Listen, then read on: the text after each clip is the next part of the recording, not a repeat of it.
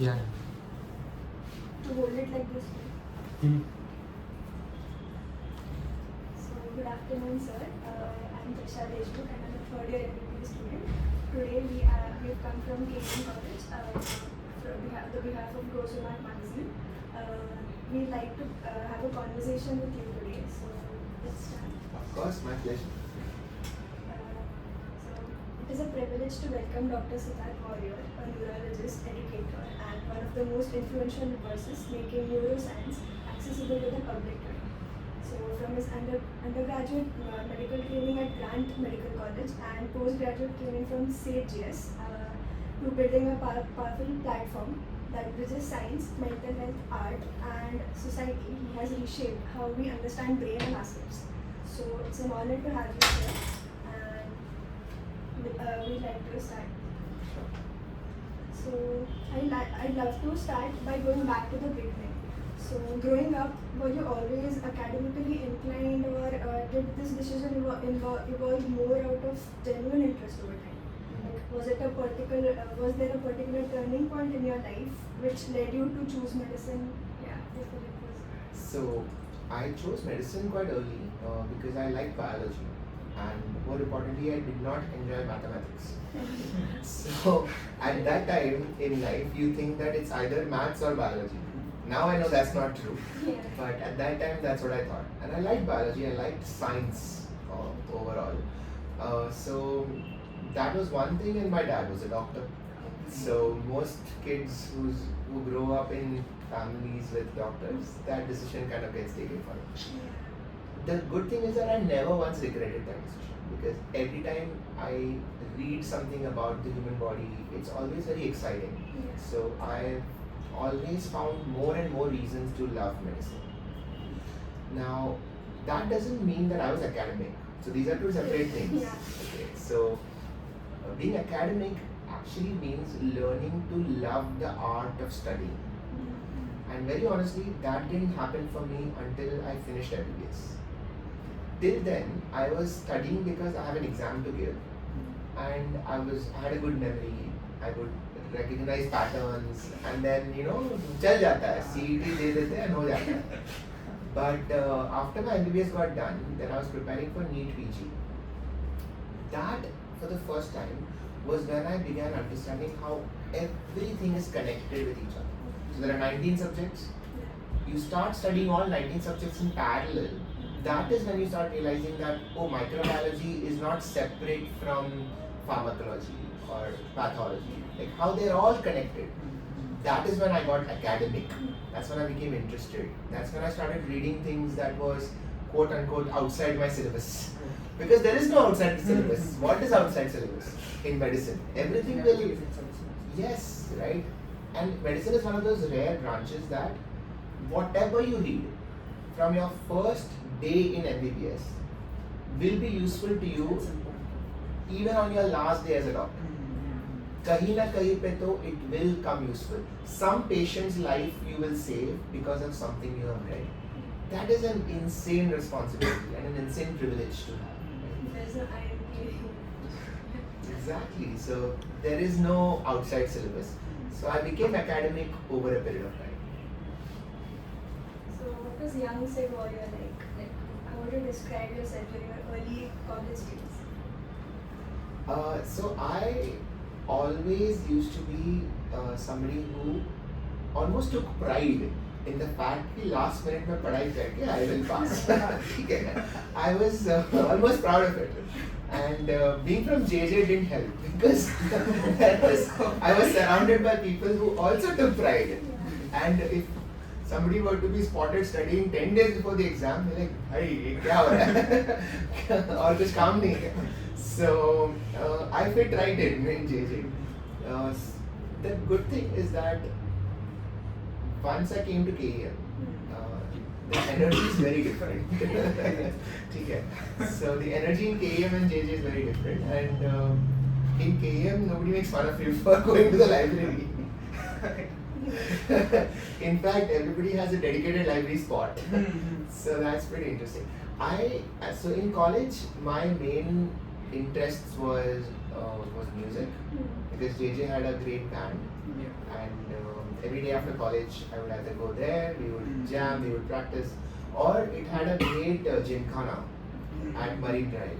So our usual routine was jaldi se class, attend a bunk karo, and go to the club, go to the gymkhana and play badminton, snooker, table tennis. My entire interest was that. But then once NEET PG happened, and then of course in residency you don't have time for any of that. Then priorities changed.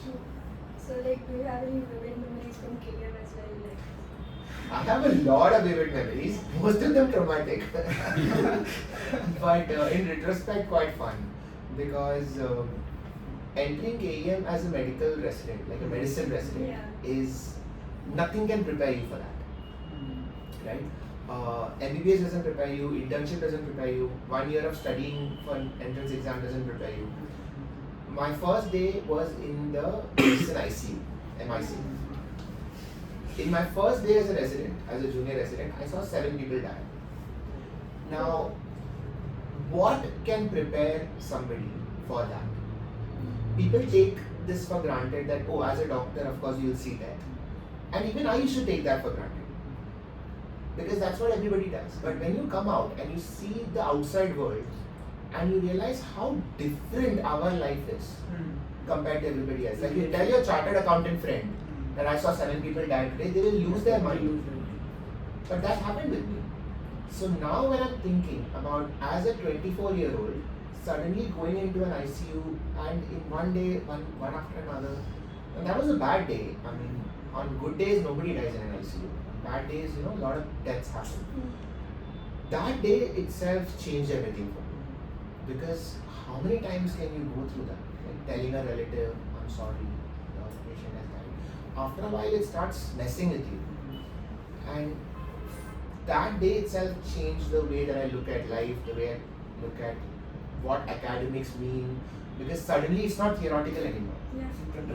Yes. So when somebody comes with a seizure, now what is the treatment protocol of status epilepticus is not a 10-mark question.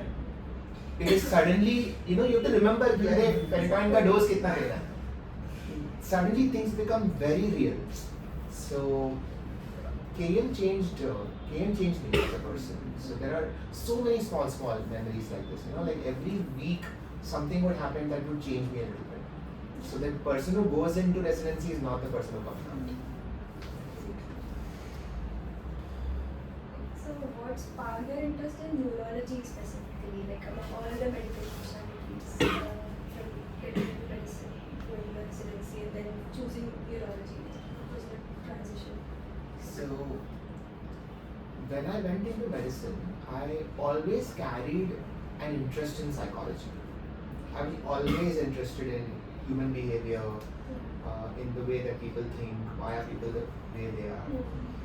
Once I got into medicine, I got interested in neurology separately, because as compared to all the other fields, I thought neurology was more mysterious.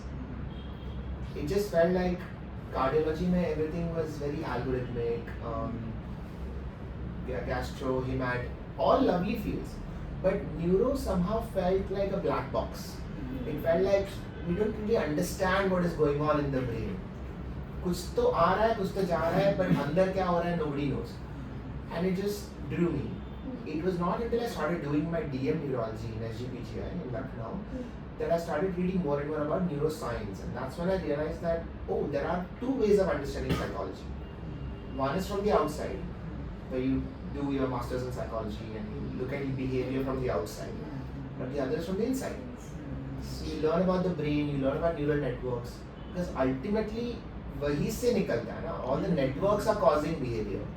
So it kind of came full circle for me. So you've successfully bridged the gap between the complex neuroscience and making it easily understandable to the public.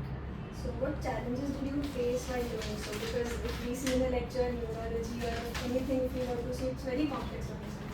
And you explain it so like in a public is able to understand who's not into medicine as well on YouTube. So how did you face that? I think the basic concept is that I think I'm an idiot. Okay. I know how much I struggle to understand the topic. So I have developed this technique of teaching predominantly so that I can understand. एक बार मुझे समझ में आ गया, that means किसी को भी समझ में आ गया, ठीक है? Now, how can you make someone understand something? You have to really dumb it down. There's nothing like too much dumbing down.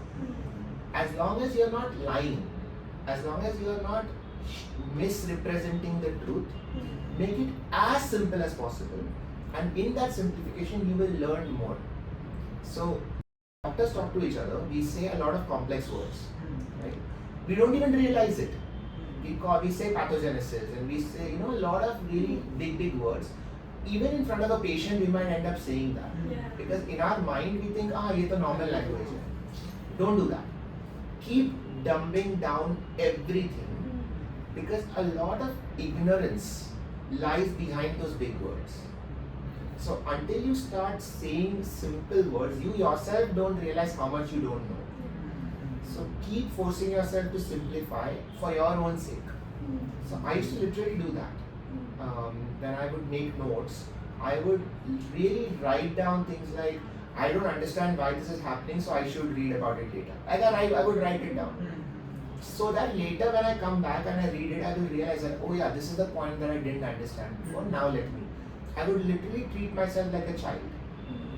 And somewhere that helped me teach also. Because I don't think I'm teaching somebody else. I feel like I'm just saying out loud what I said to myself in order to make me understand. That's pretty much it. Did you ever fear being judged by the medical community for stepping into content creation and public platforms? Not so much, no. So for me, I was always comfortable going up on stage because earlier I used to write poetry. So even during residency, I remember.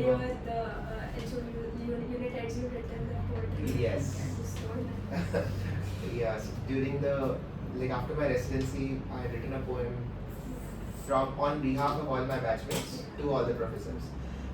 So even during residency, whenever I would take out some time, I would attend poetry gatherings and share poems, listen to poems.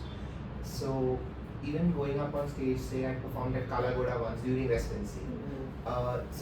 Some of those moments are really special to me. I've always enjoyed doing that, even if it feels like it's going away from medicine. Later I realized that that's not true. Poetry and medicine are not opposites. You can be a poet and a doctor. In fact, when I was doing my neurology residency, I discovered that there is this organization called the Hippocrates organization for medical poetry.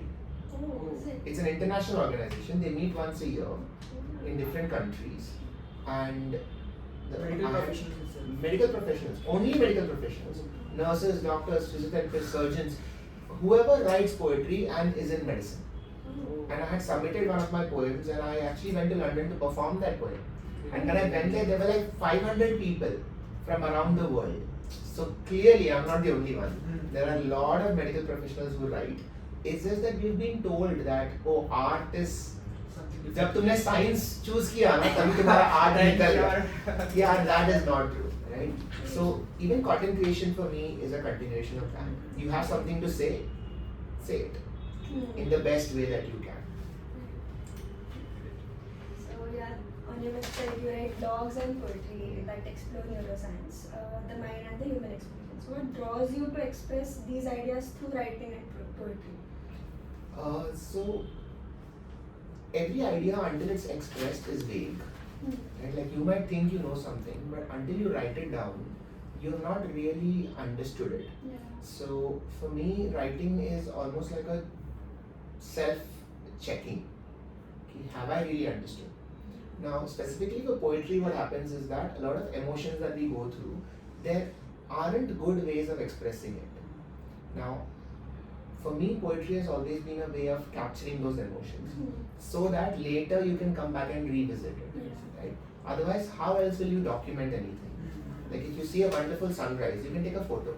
But that photo will not capture how you felt looking at that sunrise. Which means that later, if you want to go back to that feeling, there is no way. And you'll forget because memory is fickle. That's why we take selfies, because we forget things. That's why we write down stuff. So how will you document an emotion? Art is the only way. Now, whichever art form you are good at, you should try that. If you know painting, drawing, writing, whatever, doesn't matter which art form. So for me, that has always been one of the important reasons why you should write, and I would encourage everyone to. Both of us actually write. Amazing. Both write poems, and it has been a great opportunity that you are telling about the Hippocratic Society. We were both unaware of the fact that there is something. Go check it out. Apply. So you often speak about both art and poetry with great work, like we've heard it before also. So what role do they play in your life as a neurologist? So initially it helped me document emotions. Yeah. Later I realized that it's also a great way of translating emotions for other people. Yeah. So what poetry does is, when you are in an emotional state, you are in a very limbic state. Like your limbic system, your emotional primitive part of your brain is acting. But as soon as you sit to write a poem about your emotion, what you are doing is you are taking yourself out of your limbic system and into your prefrontal cortex. Because which is the area in the brain that is responsible for motor speech? Broca's. Where is Broca's? About the central circus, I think. It's in the prefrontal cortex. It's in the prefrontal. And when you are in your emotional state, the limbic system, that is medial temporal. But if you want to write about your emotion, you have to activate your Broca's. And literally, if you imagine the brain, you are going from your limbic to your prefrontal in order to write. And as soon as you go into your Broca's area, you will now start activating your other prefrontal cortex areas, which is responsible for logical thinking, future planning, thinking about society, thinking about the right and wrong. So writing literally helps you regulate your emotions. Because if you are still in your limbic, you cannot regulate your emotion because you're too emotional. As soon as you start writing about it, you come out. Then you can regulate. That is the science of why should you write. I've had a first-hand experience of this, and because whenever I feel too overwhelmed by feeling, I do write it down and then I feel better. So Exactly. That's why great. everything is neuroscience. So I would now like to hand over my mic to Pandar Shekhe. Sure. So you'll ask them my questions. So sir, you talk a lot about the impact of music on the human brain. You yourself have been a part of JJ's band, and so I'd like to ask that what is the importance of music in the human brain as singing or playing any instrument, and can music affect our daily activities as well? What is the effect that music has on daily activities? So difficult to just put the whole answer in one line because music has so many effects on the brain.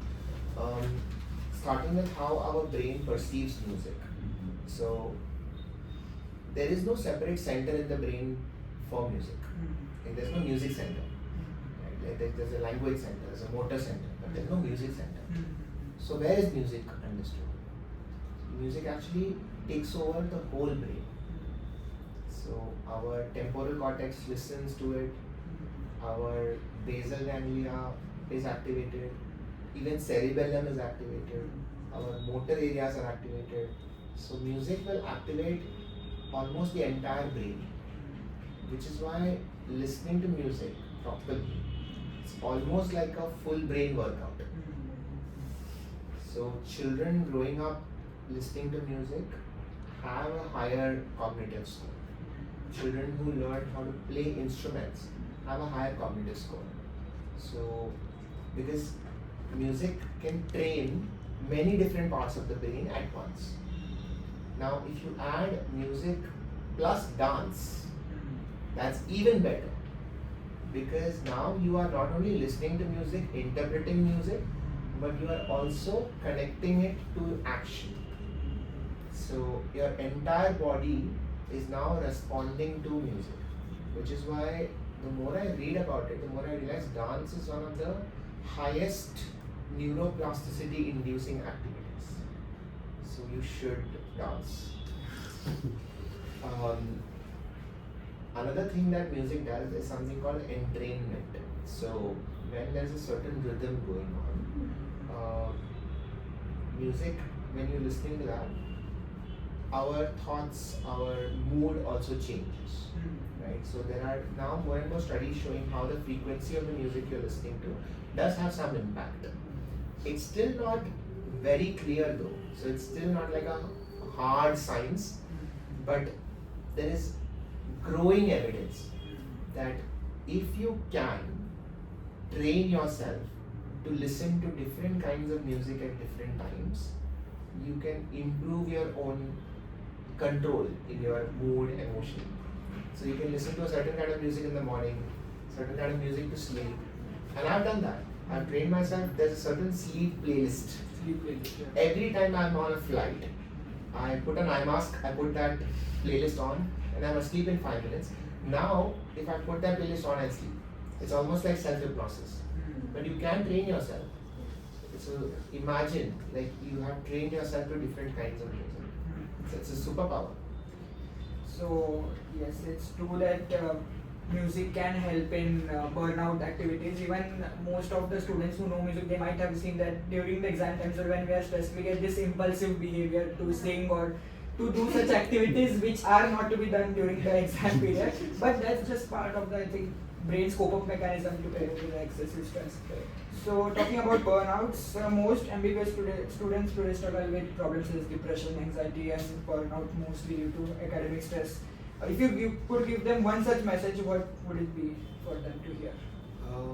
So burnout does not happen overnight, right? So initially our brain gives a lot of signals saying that you are tired, then you are fatigued, then you are exhausted, then burnout happens. Only if you ignore all those initial signs will you get burnt out. So that's like saying that if somebody suddenly lifts 300 kilos, of course they will get a fracture. Don't wait until you are lifting 300 kilos, right? Like if you're struggling at 200, stop. Just stay at 200 for a while, go home, rest, recover, eat, come back, then build up to 300. So unfortunately, when it comes to mental health, people do not intuitively understand. In physical health, everybody understands. If I tell you, go lift a car, you'll be like, I can't do it. Right? But Dwayne "The Rock" Johnson might be able to lift a car. But in mental health, we somehow act as if we are all Dwayne "The Rock" Johnson. So if somebody else is able to study for 14 hours at a stretch, you look at yourself and think, "Main kyun nahi kar sakta?" It's not the same. Everybody has reached at different places, at different times, in different ways. So you don't know what that person's journey was. But when you look at it from the outside, we suddenly expect everybody to be all supermen. I think a certain amount of humility is required, combined with this optimism that you can reach there. There is nothing preventing you from having incredible focus, but just like building a six-pack, it will take some effort. And if you start putting in that effort, in 3 months, in 2 months, you will be able to build a lot of concentration. But just because you want to do that in 2 months, if you push yourself so hard right now, you can get burnt out. Okay, so as told by you that mental health is not a very much explored concept and it is still under discovery and it is not still understood by the public quite often. So seeking therapy, it still carries a stigma associated with it, which doesn't exist for other medical professions per se. So what are approaches which you think that people that can help people deal with such psychiatric counseling if they are undergoing illness? So the first thing that people should understand is you should be selfish. If you are in trouble, you should get better. Be selfish. Who cares what anybody thinks? Because one of the beautiful things that we realize about the public as we grow older is that public memory is extremely short. We think लोग क्या सोचेंगे, पर लोग जो भी सोचेंगे 2 minute के लिए ही सोचेंगे, उसके बाद उनका अटेंशन कहीं और चला जाता है. So nobody cares what anybody is doing. If you are struggling, you can go seek help. Even if you disappear for 3 months and you're in psychiatric care or you're under a counselor and you come back after 6 months and people will ask ek do baar kya re kahan hai. In 1 year's time, when you do something amazing in life, nobody will remember where you were for those 3 months. Nobody cares. सबका life में अपना ही बहुत कुछ चालू है. So first things first, do it for yourself. Nobody cares, right? Just get better. Be selfish. The second thing is, a lot of the stigma comes from a time when we didn't really understand neuroscience. The difference between psychology and mental health versus all the other fields was that in every other field you can point to an organic cause. कि अगर heart attack हो रहा है, I can show a biopsy of a myocardium and say कि देख यहाँ पे infarct हुआ है. That is why. I can do an angio and show a block. But if somebody is depressed, there was no good way of showing why is this person depressed. So from the outside it almost looks like, oh, they're acting. But the same thing would have happened with diabetes if we didn't have blood sugar tests, right? If somebody keeps falling down and they have hypoglycemia, unless we check their sugar, how will you know? Similarly, in diabetes, in depression also, now with advanced scanning, there are now more and more studies showing how your hippocampus is shrinking. There are certain areas in your prefrontal cortex which is shrinking. So if your dorsolateral prefrontal cortex, which is responsible for decision making, is shrinking in depression, you cannot take decisions. Right? It is exactly the same as if you cut off your hand, you cannot lift something up. It's the same logic. If the part that is responsible for decision making is shrinking, you cannot make decisions. So a depressed person saying that I don't know what to do doesn't mean they're acting. It just means that that part is not working. Now we understand. Now that stigma should go out. Because now it's no longer, just get up and go for a run. It's not like that. Right? So the only way it will get better is if more and more doctors from the MBBS level start talking about mental health from a very neuroscientific perspective. Then the stigma will go out, because then it will become like every other disease, right? Yeah, like in this age which we are, like studying more and doing like achieving excellence at every place we work, we do get anxiety and we do have stresses and all. But is it like how to know that we have an issue? Okay, it is because of the work that we have put in, or is it because of the burnout only? Because if we address this, so it is like me, everyone like feels as you the said, same.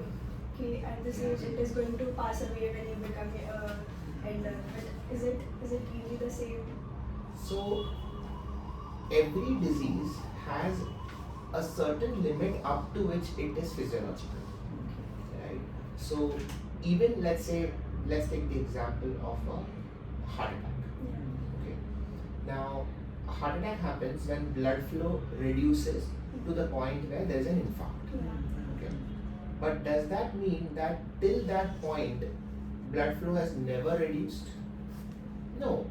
So every time you run 10 kilometers, your heart is beating so fast that your heart requires more and more blood. Right? If you have never worked out before and you suddenly go for a run, you will feel some kind of angina.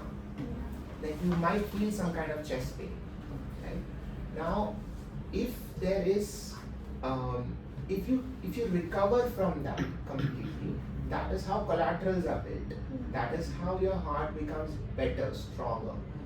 Now, in every situation, some amount of controlled stress followed by recovery, followed by a slightly more controlled stress is the key to growth. So if you are stressed, good. Now rest. And then come back and get more stress than you were before, and then come back and rest. That is how you build resilience. The problem with what we do is we don't rest, and we have uncontrolled stress. There is no time out. It's stress after stress after stress. That can become a problem.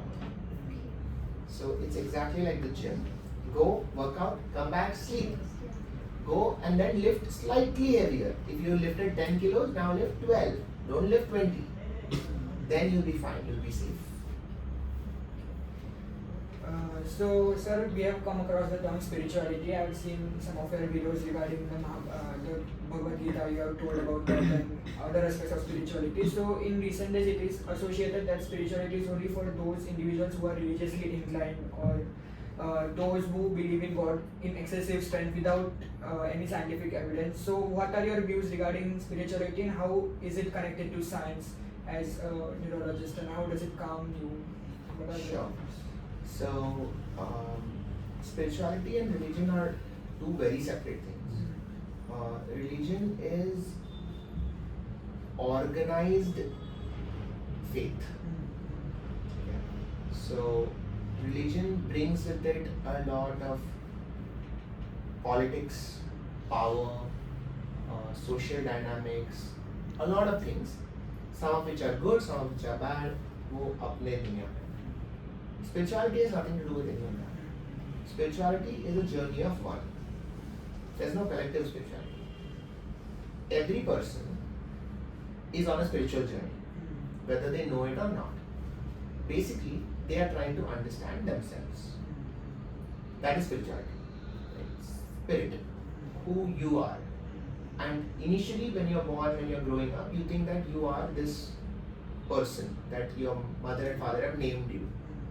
You think that you are this body, you have this identity, you are this job, you are husband of this person, wife of this person, all of that. Then as we go on down that spiritual journey, you will start realizing more and more that, oh, this body does not really define me, this name does not define me, because names can change, body can change, but does that change who you are? No. So then then who are you? All these questions will come in everyone's life. Everybody has an identity. That identity gets broken in everybody's life, and everybody goes through an identity crisis. मैं कौन हूँ? Universal. That is spirituality. Now, how long you go answering that question will define your spiritual journey. Some people will just stop there. I am Mr. So and so. This is my job, and then they die, and that is their spiritual journey. Some people will not stop. They want to go more and more. That's absolutely fine. Right? But that is spirituality. It has nothing to do with religion. Religion is organized faith. And there is a part of spirituality in religion. Many people get into religion because of spirituality, but they are separate. Right? So, when you talk about how is science and spirituality connected, basically science is, both science and spirituality start off with the same premise that I don't know what is happening, I want to find the truth. Now, how will science go about it? Which is, I will make an observation, I have a hypothesis, I will experiment, I will come to a conclusion, and if I can verify it, then this is likely to be true. But in science, we can cross-reference it with other people. In spirituality, you can't. That is the only difference. Everything else is the same. Even in spirituality, you have a hypothesis. I am Siddharth. But then if I change my name, who am I? Now then that hypothesis is gone. I am a doctor. But if I change my job, does that mean I am not me? No. So that hypothesis is gone. So it is an experiment for one. Your journey is your journey, my journey is mine. So, sir, could you share some experience regarding spirituality that it enlightened you, or any kind of experience that you have gone through, something like that, where it's broken the barrier of science, or it has put into some action which you think is very much considerable in your life? So to be honest, I have not come across any spiritual experience that has been outside of science. I have found very reasonable scientific explanations for every spiritual experience that I have had. And the reason for that is probably because I look for those explanations within science, and because neuroscience has progressed a lot, there are a lot of things that neuroscience can now explain that earlier it could not. So, for example, one spiritual experience that people have is when, let's say, they go up to a mountain. Okay? There's a temple on top. It's a god that they believe in. They climb all the way to the top. They pray in front of God, and then the sun is rising, and they suddenly feel like, oh, I am one with the universe. Now, this is a spiritual experience that they have. There is a scientific explanation to this. The endorphins that is released in that moment, the cannabinoid receptors that get activated in that moment, the serotonin flow that happens in the brain, all of that leads to that feeling of oneness. Now, just because there is a scientific explanation does not take away, it does not reduce what that person has gone through. Just like love, right? For a lot of people, love is a very spiritual experience because they feel like, oh, मैं तुम्हारे लिए कुछ भी करूँगा. Like they've never felt this before. Just because you can now understand that, oh, that's just oxytocin talking, doesn't mean it is less. That is a miracle. Yeah. Oxytocin is a miracle. So I feel like spirituality and science are not really separate. I think everybody is in search of truth, and you should find truth wherever you can. So sir, you have multiple videos regarding the essence of Bhagavad Gita which you have told on the internet. So what are your views on it, and how apt is it among today's Gen Z? What is the message that we should take into account?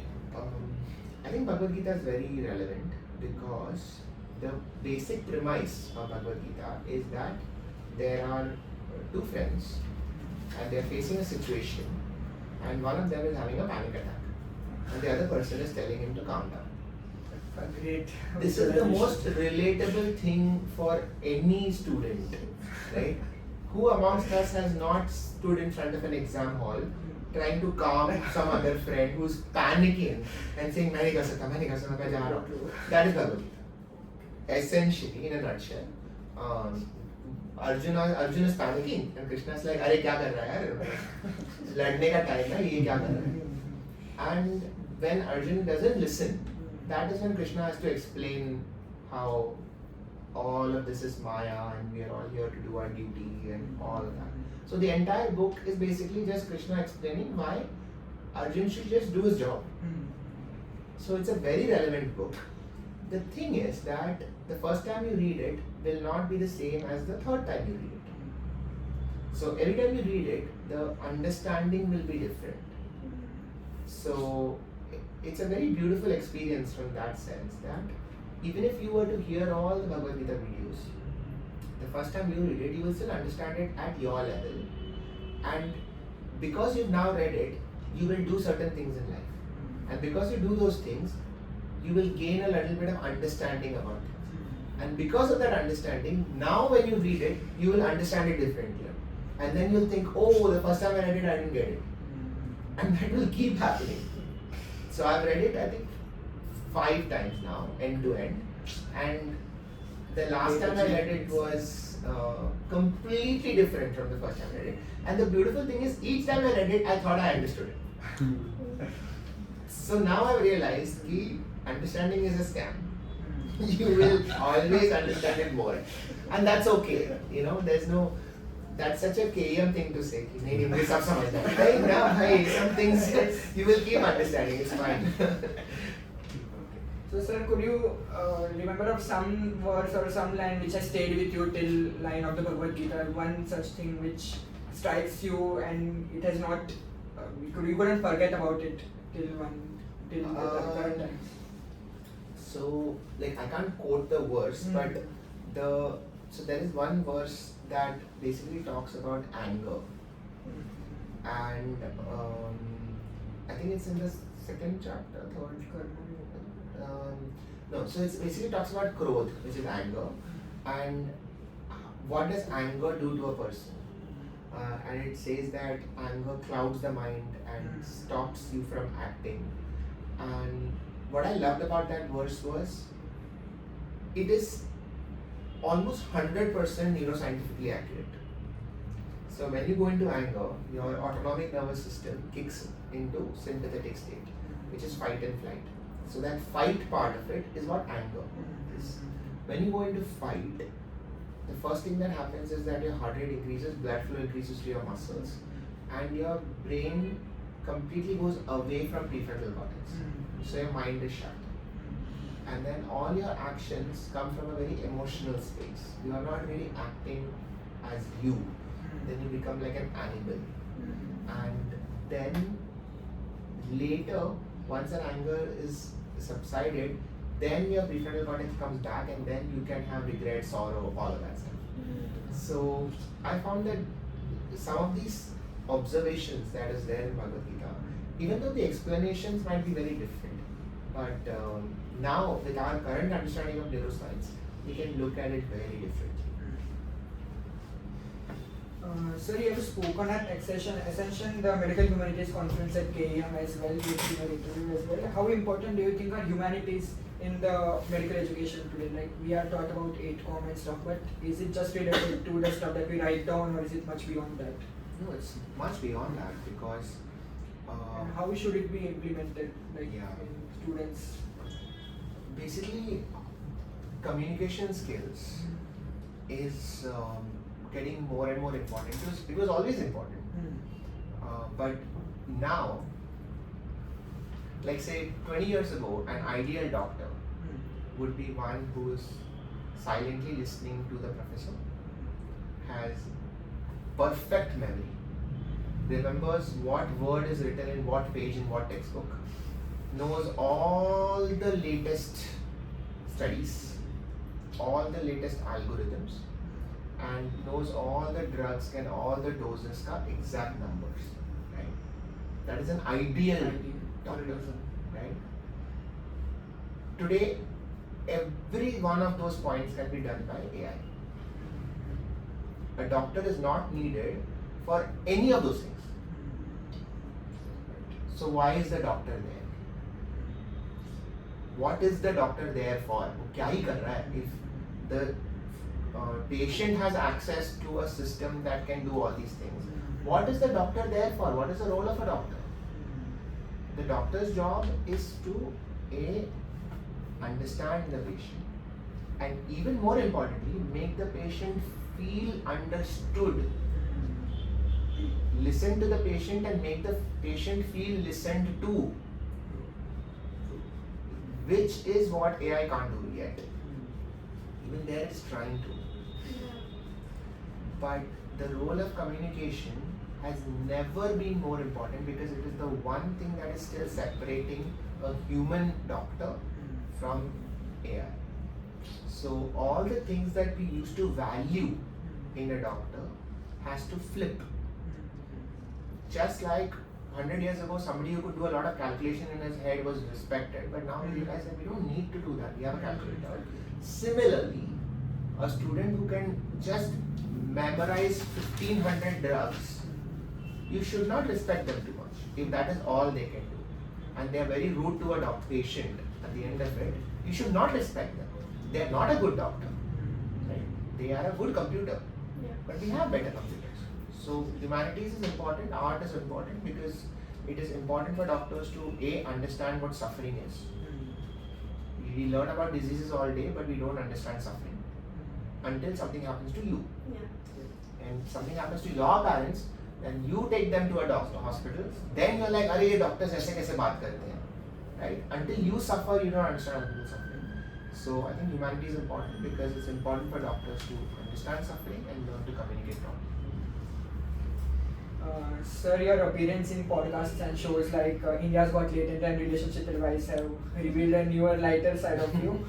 What was the experience like working with old people? It's always fun. So it's a very separate, it's a very different world, right?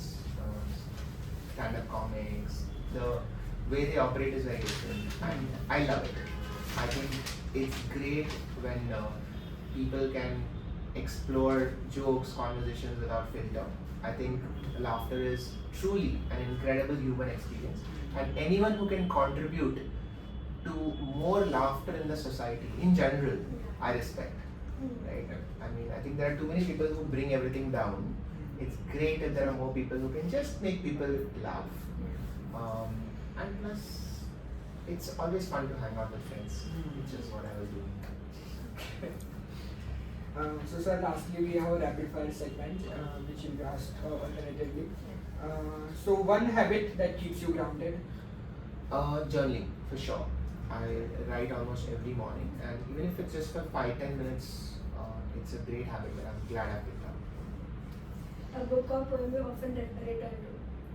Now, currently it's a book by this philosopher, English writer called David White. It's not really poetry, it's almost like short essays. It's called Consolations. But I really enjoy that book. I open it at any random page and I start reading. Tea or coffee during long hospital days? Tea. I love coffee, but somehow KM के बाद तो चाय तो बनता है. One thing about the human brain that still amazes you? Neuroplasticity, of course. The ability of our brain to pick out patterns. So there's this area called fusiform cortex, which is responsible for picking out faces, and I think it's very underappreciated because we see faces everywhere, even in things that are not real. So our clouds. So our need for human contact is unbelievable. So I feel like we should use that more. We should, as doctors, we should appreciate that need more. If not a neurologist, what would Dr. Sid Warrier have been? Probably a writer or a jobless. One piece of advice you would give to your MBBS self at KN? I wish I had started making notes sooner. So all throughout my MBBS actually I would just read because I was reading one day before the exam. Yeah. I would just read to remember the answers and then write the next day. But I wish I had made more notes, not for the exam at all. I don't care about the exams, but because once you make notes about a topic, for the rest of your life, whenever that topic comes up, now you have a placeholder, right? And you can keep adding more and more information to your notes, and then it stays with you. So I wish I started making notes from day one. Yeah, but actually if we try making notes, we miss out on topics only. So I know, that's the problem. But it's fine, like even if out of 100 topics you make notes of 5, that adds up. Yeah. It's fine. One show you can watch endlessly? So many. Friends, Big Bang Theory, How I Met Your Mother. How I Met Your Mother not so much because they ruined it in the end. But Brooklyn Nine-Nine, all these. Favorite go-to eating spot in Mumbai? Oof. I mean, so when I was in KEM, there was a place called Oven Fresh in Dadar. But I went there recently and my whole changed over here. Now it's not the same. I don't enjoy it so much. So I'm going to say Amar Juice Center. Always safe. Morning or night productivity? Earlier, I think I got through academics studying at night. But now I've switched to morning. So if you're a student and you're studying at night, I'm not going to tell you to switch. I think that's absolutely fine. As long as you're getting your 6-7 hours of sleep. I think once you cross 30 and you come closer to 35, I would suggest that you switch to morning productivity. However you want to study in your college days, that's fine. What is your methodology? Plan everything or go with the flow? Depending on how important it is. So it's about your risk-taking ability. So if it's not very important, going with the flow is excellent. If it's very important, then please don't go with the flow. Please plan everything. So that's all. It has been a great pleasure talking with Dr. Sid Warrior, from poetry to music to the complexities of the human brain and whatnot. It has been truly an enlightening session for us. So we thank Dr. Sid Warrior for giving us this time and opportunity for speaking to you and getting to know so much that we could not get in our daily life activities. Thank you so much. All the best to all of you. Thank you so much, sir. Cheers. So that's it.